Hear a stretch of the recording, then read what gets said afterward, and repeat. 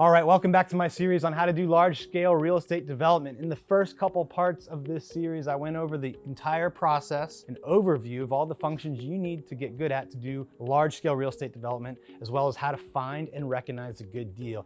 In this part of the series, I'm gonna talk about how to fund the deal once you find it.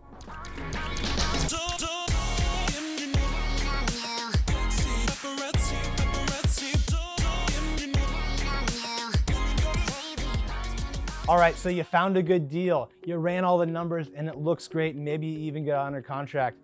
Now you gotta close on it, right? This is where a lot of people struggle. This is where a lot of people get limited. And if you don't learn how to scale this, you're gonna not be able to grow. You're not gonna be able to do more than a deal or two at a time. So you really need to learn how to start. When most people start and get their first deal, they have a lot of options to go get financing, right? Perhaps you don't even know that these are out there, but there's private money lenders, there's hard money lenders, there's traditional bank lenders. Then there's sources of equity and partnerships. All right, I'm gonna start with the banks. All right, the best banks to go to are gonna be traditional banks. I'm not talking about TD Bank, Wells Fargo, Bank of America. I'm talking about local community banks. They're typically gonna be the best at funding, and giving loans for your investment projects. Right now, we are typically on our projects able to borrow from local community banks at 4 to 5%. Very, very good rates. Usually they'll give us about 75 to 80% of the costs. They're gonna evaluate this, by the way, it's different than residential. They're not gonna look at you as much as they are the project. The risk to them is in how good is the project. They're also, of course, gonna vet your experience, and you still might have to offer a personal guarantee, by the way. If that option's not available to you, the next bank options to go to would be hard money and private money lenders. They're typically gonna charge double-digit percentages, so the rate goes up, right? So you have to factor that into your holding cost. But if the deal makes sense, even with the higher holding cost, go for it. You're gonna have to pay more points, right? That'll be factored into your transaction cost. But if the deal still makes sense, go for it. Typically, hard money banks will lend you 65 to 85% of the total value of the project. It just depends on how risky they view you, how risky they view the project. Right? Those are going to be the primary sources to get lending options for your deals.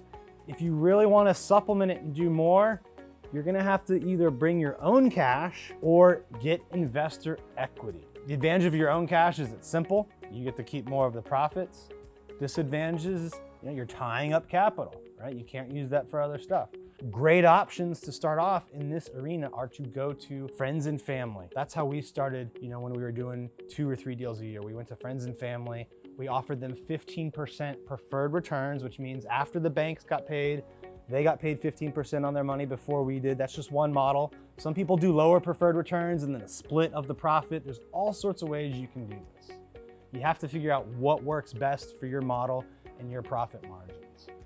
So we started off going to friends and family when we wanted to do more. When we went from like 2 to 3 deals a year to 5 to 6, we started to go to our past clients, our organic social media base. And that got us enough to do 6 or 7 acquisitions a year. If you want to scale more than that and get to 200 units like we've done, you're probably going to have to go out, hire an SEC attorney and learn how to scale through selling more formal securities, right? We use a 506C Reg D fund. We offer the same model, 15% preferred returns to our investors. And now we have the ability to do 10 to 12 projects a year. And really we can scale that more when we want and are ready. But right now that's enough for us to do 200 units a year. Before you start looking for deals, by the way, start building those relationships with bankers, start building those relationships with hard money lenders, start talking to friends and family, see who would be interested in a preferred equity model. If that's not enough, if they want more upside, you might have to structure more of a partnership where they get a split of the equity. There's all sorts of ways to do this. You just have to get creative, spend time networking. And one other piece of advice is go to the real estate meetup groups and network with investors and developers and people that go to those local groups. Stay tuned for the next part in this series where I'm gonna dive deeper into how to actually build the deal, and then we'll wrap up with how to sell it. Hit the subscribe button. I'll see you soon.